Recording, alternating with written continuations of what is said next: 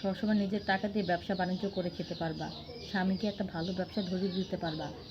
নানান ধরনের আমাকে পটালো কুদ্দুস ভাই, আর তার কথাতে আমি রাজি হয়ে গেলাম। ভাবলাম আমার স্বামীকে এত বুঝালাম, আমার স্বামী যখন রাজি হলো না, তাহলে আমি বিদেশে চলে যাই আমার স্বামীকে না বলে। পরে আমি আমার স্বামীকে না বলে বিদেশে চলে গেলাম।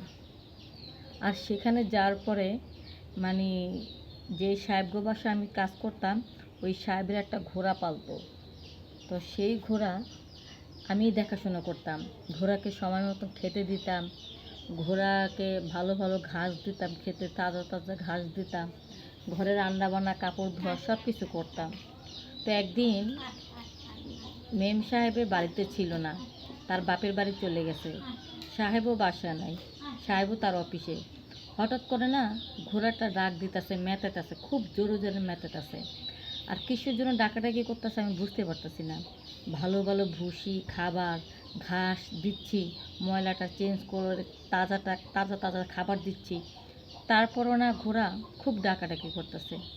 এক পর্যায়ে চিন্তা করলাম যে না, ঘোড়া যেহেতু খাচ্ছে না, কিছু একটা ঘটে গেলে ঘোড়ার কোনো অসুখ বিসুখ হলো নাকি, সেটাই ভেবে আমি সাহেবকে ফোন দিলাম। সাহেবে ছুটে আসলো, আর ফোনের মধ্যে আমার জানালো কোনো টেনশন করো না, ঘোড়ার কি হয়েছে আমি বুঝতে পেরেছি। তো সাহেব ছুটে আসার পরে আমাকে বলল, দেখো আমার ঘোড়ার না খেলা করার খুব শখ জাগছে, ওই খেলা করার জন্য এরকম করতেছে। তো আমি বললাম, ও এই ব্যাপার, তাহলে তো ভালোই সুখবর। ঠিক আছে, আপনার একটা মেয়ে ঘোড়া নিয়ে আসুন, সেই খেলা করুক, তারপরে গাভিন হয়ে যাক। কয় না, ওর একটা অভ্যেস খারাপ, আর সে তো কোনো ঘোড়াকে পছন্দ করে না, সে তো সবসময় খেলা করেছে মানুষের সাথে। আমি বললাম, এ আজব কেমন কথা, মানুষের সাথে খেলা করতেছে? আচ্ছা ঠিক আছে, তাহলে এতদিন যে মানুষের